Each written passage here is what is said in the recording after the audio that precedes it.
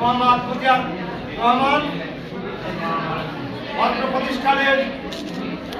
প্রতিষ্ঠানের সকল শিক্ষাবৃন্দ এবং প্রধান সহকারী শিক্ষক শ্রদ্ধেয় মহাজন শিক্ষক মোহাম্মদ ফজলুজ্জামান এবং আমার সামনে উপস্থিত